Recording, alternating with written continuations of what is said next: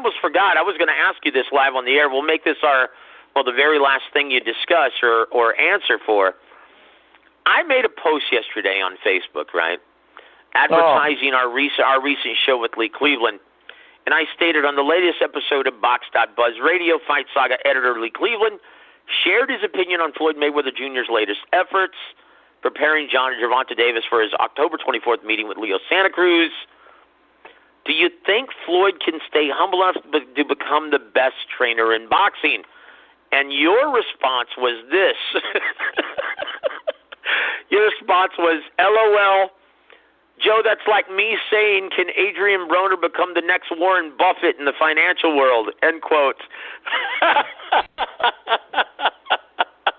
Look, Joe, being a trainer and being a fighter is being a trainer and being a fighter is night and day, okay? Being a trainer is being a teacher. And you got to be able to know how to train all different styles. Right now, Floyd, he handpicks the guys he wants to train, okay? The guys that can fight, the guys know how to fight. But, like I said, if you're going to be an effective coach, you got to take guys from scratch or the guys that are raw and green like I got right now who don't know much and develop them, develop the layers and inches in their game, okay? Teaching them how to box, teach them how to use their footwork, teach them how to work out their jab, teach them how to use their feint, teach them the different variation of combinations, teaching them how to, fight inside, and with a different variation of attacks. Everything, Joe, how to move their head and all this stuff, man. You know what I mean? It's different, man.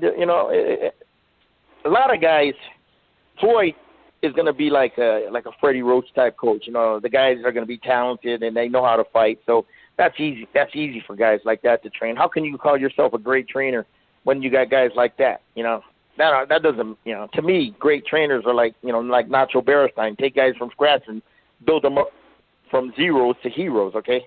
Guys that, he could take from the bottom and develop, their foundation and build up, okay? Guys like Manuel, to me, the greatest trainer of all time, Manuel Stewart, okay? Not getting guys that can fight already and all that. That ain't no fucking trainer, man. Anybody, I had guys like that, Joe. They're easy to train. They're easy, but when you're taking guys that are raw and green like I have in the past, like I'm doing now, and develop them and make them a fighter, that's when you can consider yourself a competent trainer. So, and another thing is Floyd, I don't know, he likes to go on vacation a lot. As a trainer, you can't, the gym is your second home. The countless amount of hours you got to sacrifice in that gym, being with your fighters all the time, teaching them and watching their development and everything. That's another thing, Joe, why a lot of great fighters can't be trainers. They don't understand the developmental process of teaching the fighters the fundamentals of the game. Okay, building them from ground up. Okay, they don't know the little intricacies, the nuances of the game. You know what I mean? It's totally different. Now, Floyd's got a good boxing mind. Okay, he's got a good boxing IQ and this and that. Okay, there's certain fighters like guys that already can fight. He'll be good at. But taking less talented guys, he gonna have to show me he could do that. Take a guy that don't know how to fight inside, and teach him the fundamentals. Teach a guy that who has terrible footwork, and getting his footwork and balance right. Teaching him how to work off his jab, his feint, the different variation of jabs. He's gonna have to show me all that. Just because he got a good name, and doesn't mean he's gonna be a great trainer because he's just great fighters, man. When you got great fighters, it makes it so fucking easy, man. Guys like Freddie, they got fighters that can fight already, like Robert Garcia. You got Virgil Ortiz out of the amateurs. He was a good fighter. Jose Ramirez, guys can fight and everything. But Robert's also a good fighter. He's also a good coach at developing the younger guys that are not as well known and developing them with good fundamentals. Okay, footwork, balance, working off the jab and all that feints, head movement. Robert's good at that, so I got to give Robert credit. Robert Garcia, excellent coach. Very dedicated to his fighters and everything, you know what I mean? And Floyd, is he willing? Like I said, from what I've seen in the gym, you know what I mean? You can see he's good at teaching, he's good at explaining. But does he really know all the nuances of the game? Like, can he take younger fighters that don't know nothing and build them up to something? To me, that's a real trainer manual. Well, also, Gogue, does he have the patience to do it. That's the number one thing, Joe. Patience. Because you get frustrated when guys can't fight. Like the guys right now, sometimes I'm like, oh, Jesus. But you got to take a step back and remember, these kids don't know how to fight. And it takes time to learn skills. You don't learn skills overnight. It takes time, okay? It takes time and patience and, daily training. And, they start getting it over the years. They start, you'll see them all of a sudden, okay, he's starting to get it. At first when you're teaching them stuff, oh, geez. But all of a sudden one day, okay, now he's starting to get it. But, it's a lot of the little things you got to build in a fighter, man. But it starts with fundamentals, the footwork, the balance, and teach them how to work out that jab, the feints, the head movement, you know what I mean?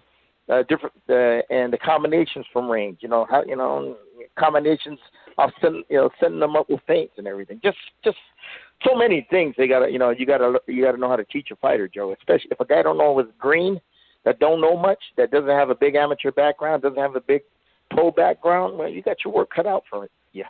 And Floyd, like I said, it's easy to train guys, like Freddie gets, or Floyd's getting out right now, you see a lot of them training, like Joel Diaz. I think he's an excellent trainer, but he gets a lot of good guys that Vadim, throws them, the Russian guy, or that throws them all them top Ukrainian guys. Them guys have big amateur backgrounds, 300-400 amateur fights. Joe's job is to transition them to the pro, but that's easy when you got a guy with 300-400 amateur fights to transition them. Because you know why, Joe? One thing I found out is when you got guys, when you got guys that are not experienced, don't have a good amateur background, don't have a lot of pro fights, the learning curve is a lot longer when you're teaching them stuff. They don't pick up as fast, and sometimes it takes you 2 years to develop that foundation. But once you get guys like Joel Diaz is getting, their learning curve is a lot faster. They're instead of 2-3 years, it's probably 8 to 12 months where they pick up stuff and learn stuff faster. See, all that amateur background, all them amateur fights, okay, from at the highest level, fighting the top level guys, different styles, okay, that's something you can't teach them. But when you get them and you teach them stuff, you can see they'll pick it up faster than guys that don't have that big amateur experience or background. I'll give you an example. I had a guy, Pablo Ramirez. It was back in 15. He was a two-time national Gold Glove in 2015, 2016. He won it for me. Before I got him, he had 80 amateur fights. He was just, nothing, not a what do you call it, a top-notch amateur at the senior level. He was ordinary because he was missing a lot of skill sets, okay? But once I started training and work with him and everything, I started developing all the skills he was missing, like knowing how to use his footwork to control range and distance, knowing how to use his feint, how to use his jab to set up his combination, and the inside game.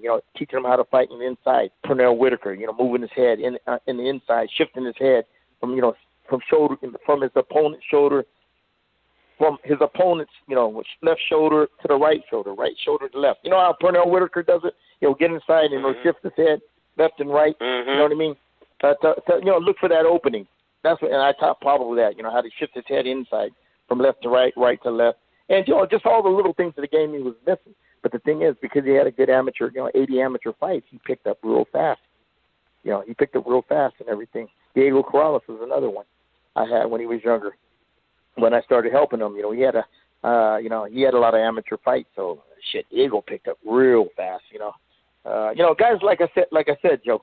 Got experience like Carson Jones. I turned his career around. I don't know Carson Jones. Veteran fighter I had back then. He was he had that very competitive fight with Joe Brooks. He was 16-7 when I got him. He was an opponent with an opponent's attitude. Okay. Boy, but he knocked out Tyrone Brunson. Yeah. Well, guess what, Joe? Let me give you the story about him. He came into my gym. A guy that didn't have a lot of confidence in himself because he was an opponent. Nobody ever trained him right. First thing I had to do was work on his mentality. Develop some swagger and confidence in him. But the first thing I had to do was teach him how to train like a pro. Okay, once I started teaching him the mental side of the game, all the other, the physical came. But he had a big, he had like 60 amateur fights, and he had over 20 pro fights. So he picked up real quick, Joe. We went on a run, got 9 straight wins, and we knocked out he knocked out Charles, that Brunson guy. Then after that he got good paydays and everything. You know what I mean? Then after that, he had a little problem with my partner, and he left him, and he went to Abel. And Abel made the money off my hard work. Abel Sanchez, yeah. And, I remember that. Yep.